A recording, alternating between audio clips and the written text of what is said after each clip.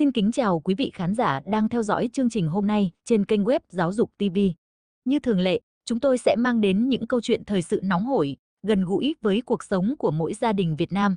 Và trước khi bắt đầu, tôi xin được nhắc nhở, nếu quý vị quan tâm đến những phân tích dễ hiểu, thực tế và hữu ích như thế này, thì đừng quên nhấn đăng ký kênh web Giáo dục TV ngay bây giờ. Chỉ một cú nhấp chuột thôi, quý vị sẽ luôn đồng hành cùng chúng tôi trong hành trình cập nhật kiến thức về luật đất đai, đầu tư bất động sản. Chủ đề mà chúng ta sẽ cùng trao đổi chắc chắn sẽ khiến nhiều người quan tâm, đặc biệt là các hộ gia đình, chủ đầu tư doanh nghiệp cũng như tất cả những ai quan tâm đến thị trường bất động sản. Thưa quý vị, trong nhiều năm qua, hai lĩnh vực gắn bó mật thiết với đời sống của chúng ta là xây dựng và đất đai luôn gợi lên không ít tranh cãi, bức xúc và cả những nỗi lo thường trực. Người dân muốn xây nhà thì phải chạy đôn chạy đáo với đủ loại giấy tờ, thủ tục. Doanh nghiệp khi triển khai dự án cũng mất ăn mất ngủ vì hồ sơ giấy phép bị ngâm hoặc qua quá nhiều cửa mới được thông qua. Trong khi đó, sổ đỏ, vốn là bảo bối chứng minh quyền lợi của mỗi hộ gia đình, từ lâu chỉ ghi tên một đại diện. Điều này vô tình gây ra rất nhiều mâu thuẫn, tranh chấp. Vậy, những thay đổi mới trong luật xây dựng và luật đất đai 2024 sẽ tác động thế nào?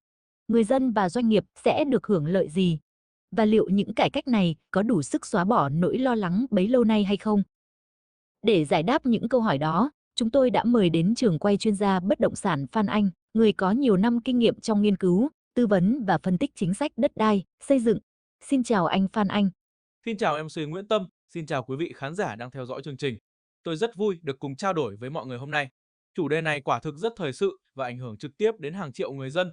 Thưa anh, nói đến giấy phép xây dựng, chắc hẳn khán giả nào cũng đã từng nghe, thậm chí trải qua.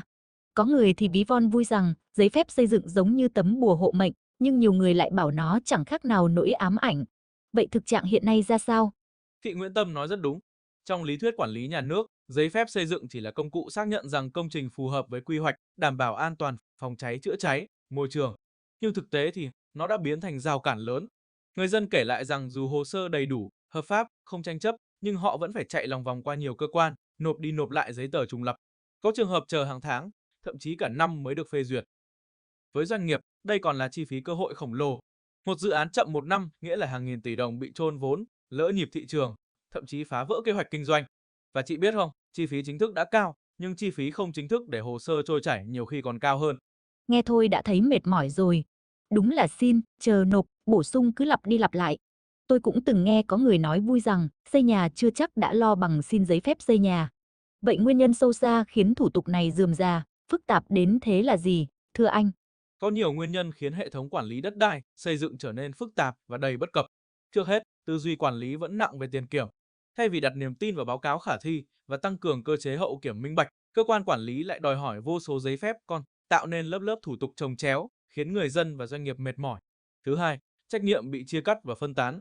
Quy hoạch do một cơ quan quản, môi trường thuộc một nơi khác, phòng cháy chữa cháy lại do một đơn vị riêng, cuối cùng của người dân buộc phải chạy từng cửa mà chẳng ai đứng ra chịu trách nhiệm trọn vẹn. Thứ ba, việc ứng dụng công nghệ vẫn còn hạn chế. Không ít nơi vẫn bắt buộc nộp hồ sơ giấy, ký trực tiếp, dẫn đến tình trạng thất lạc, trễ hẹn, gây mất thời gian và niềm tin của người dân. Và cuối cùng, chính những kẽ hở này tạo điều kiện cho nhũng nhiễu phát sinh. Khi hồ sơ bị ngâm, yêu cầu bổ sung vòng vo, không ít người rơi vào cảnh phải nghĩ đến chuyện bôi trơn để mọi việc được trôi chảy. Nghe anh phân tích thì tôi hiểu, vấn đề không phải ở bản thân giấy phép, mà ở cách chúng ta đang thực thi. Vậy, ý nghĩa thực sự của giấy phép xây dựng lẽ ra phải như thế nào? Chính xác, bản chất giấy phép xây dựng không phải là xin cho, mà là một sự khẳng định pháp lý, công trình đã tuân thủ luật, đủ điều kiện xây dựng. Nó vừa bảo vệ chủ đầu tư khỏi rủi ro pháp lý, vừa bảo vệ cộng đồng khỏi công trình kém chất lượng. Nếu trả lại đúng ý nghĩa, giấy phép sẽ trở thành tấm bùa an toàn, chứ không phải nỗi ám ảnh. Nghe thì hợp lý, nhưng người dân luôn đặt câu hỏi, bao giờ mới hết cảnh chạy đôn chạy đáo xin phép? Vậy hướng cải cách sắp tới có gì mới? Dự thảo sửa đổi luật xây dựng lần này mang đến nhiều điểm mới đáng chú ý. Trước hết, những dự án đã có báo cáo nghiên cứu khả thi được thẩm định sẽ không còn phải xin giấy phép nữa, một bước tiến lớn trong việc cắt giảm thủ tục rườm rà. Tiếp đến, đối với công trình nhỏ hay nhà ở riêng lẻ, thủ tục được đơn giản hóa tối đa và có thể thực hiện trực tuyến, giúp tiết kiệm cả thời gian lẫn chi phí.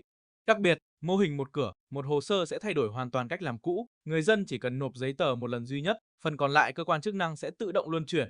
Và quan trọng hơn cả, tính công khai, minh bạch được đặt lên hàng đầu, mọi hồ sơ đều có thể tra cứu trực tuyến, biết rõ đang ở khâu nào, ai là người chịu trách nhiệm, hạn chế tối đa tình trạng chờ đợi mù mờ như trước. Nếu làm được như vậy thì tuyệt vời. Người dân sẽ không còn sợ ngâm hồ sơ, doanh nghiệp cũng tiết kiệm thời gian, tiền bạc. Chúng ta tạm gác giấy phép xây dựng sang một chủ đề khác cũng rất nóng, sổ đỏ. Tôi được biết từ ngày 1 tháng 1 năm 2025, luật đất đai mới sẽ có hiệu lực. Điểm đáng chú ý nhất là gì, thưa anh? Điểm đột phá đáng chú ý nhất chính là sổ đỏ sẽ phải ghi đầy đủ tên của tất cả thành viên trong hộ gia đình có quyền sử dụng đất, thay vì chỉ ghi tên một người đại diện như trước đây. Quy định cũ tưởng như tiện lợi, nhưng lại kéo theo hàng loạt bất cập, quyền lợi của những thành viên khác không được thể hiện rõ ràng trên giấy tờ.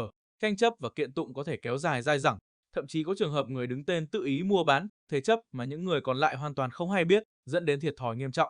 Với thay đổi mới này, quyền lợi của từng cá nhân trong gia đình được pháp luật ghi nhận và bảo vệ minh bạch, giảm thiểu rủi ro và tạo niềm tin vững chắc hơn cho mọi giao dịch. Vậy lợi ích cụ thể của quy định này là gì? Việc thay đổi này mang lại ít nhất 4 lợi ích lớn. Thứ nhất, nó bảo vệ quyền lợi của từng cá nhân trong gia đình, ai có quyền sử dụng đất thì đều được ghi tên rõ ràng. Thứ hai, nhờ sự ghi nhận minh bạch ngay từ đầu, các tranh chấp, kiện tụng được giảm thiểu tối đa. Thứ ba, thị trường bất động sản cũng trở nên minh bạch hơn bởi mọi giao dịch đều rõ ràng, không còn vùng xám. Và cuối cùng, đây chính là cách khuyến khích sự đồng thuận trong gia đình, muốn giao dịch đất phải có sự thống nhất chung, không còn cảnh một người tự quyết định thay cho tất cả. Nghe thì hay, nhưng chắc chắn cũng có thách thức. Đúng vậy, đằng sau một thay đổi tiến bộ luôn đi kèm những thách thức không nhỏ. Thứ nhất, làm thế nào để xác định ai thực sự là thành viên hộ gia đình hợp pháp? Đây không chỉ là chuyện giấy tờ mà còn liên quan đến quan hệ huyết thống, hôn nhân, thừa kế. Nếu không quy định rõ ràng thì rất dễ phát sinh tranh cãi. Thứ hai, thủ tục cấp đổi sổ cần phải đơn giản, minh bạch, tránh tình trạng thêm rào cản khiến người dân phải mất nhiều thời gian, công sức. Thứ ba, trong trường hợp hộ gia đình có nhu cầu phân chia phần riêng, bắt buộc phải đăng ký biến động và được cấp sổ mới. Nếu quy trình này không thuận lợi thì dễ gây ách tắc. Và cuối cùng, nếu trong gia đình có bất đồng, việc đi đến thống nhất để thực hiện các thủ tục sẽ kéo dài, thậm chí làm đình trệ mọi giao dịch. Nghe anh phân tích, tôi thấy hai cải cách, một về xây dựng một về đất đai, tưởng chừng riêng rẽ, nhưng thật ra cùng chung một tinh thần, giảm thủ tục, tăng minh bạch. Đúng thế, một mặt chính sách mới đang gỡ bỏ những rào cản kìm hãm sự phát triển, mặt khác lại củng cố vững chắc nền tảng pháp lý cho tài sản của người dân. Đây không chỉ là điều chỉnh kỹ thuật mà thực sự là một bước ngoặt trong tư duy quản trị quốc gia. Chúng ta đang chứng kiến sự dịch chuyển mạnh mẽ từ cơ chế xin cho nặng nề, người dân phải ngửa tay chờ phê duyệt, sang việc khẳng định quyền sở hữu và quyền tiếp cận hợp pháp, từ tình trạng trách nhiệm bị chia cắt, mỗi nơi một mảnh sang mô hình một cửa thống nhất, nơi mọi thủ tục được xử lý trọn gói và rõ ràng, và quan trọng nhất, từ một môi trường mơ hồ, thiếu minh bạch sang hệ thống công khai đến minh bạch, nơi người dân biết rõ hồ sơ của mình đang ở đâu, ai chịu trách nhiệm và khi nào sẽ được giải quyết. Đây chính là tinh thần cải cách cốt lõi, hướng đến một nền quản trị hiện đại và gần gũi hơn với người dân. Thưa quý vị, qua buổi trò chuyện hôm nay, chúng ta có thể thấy rằng cải cách trong xây dựng và đất đai không chỉ là câu chuyện thủ tục mà còn là niềm tin của người dân và doanh nghiệp vào pháp luật. Nếu một ngày nào đó, giấy phép xây dựng không còn là nỗi sợ và sổ đỏ thực sự là minh chứng công bằng cho mọi thành viên, thì chắc chắn niềm tin xã hội sẽ được củng cố mạnh mẽ. Xin cảm ơn chuyên gia Phan Anh đã chia sẻ rất tâm huyết. Cảm ơn MC Nguyễn Tâm, cảm ơn quý khán giả. Hy vọng những cải cách này sẽ được thực thi đúng tinh thần để lợi ích thực sự đến tay người dân. Và quý vị khán giả thân mến, nếu thấy chương trình hữu ích, đừng quên đăng ký kênh web Giáo dục TV để theo dõi thêm nhiều thông tin mới nhất về đất đai, xây dựng và bất động sản. Xin chào và hẹn gặp lại.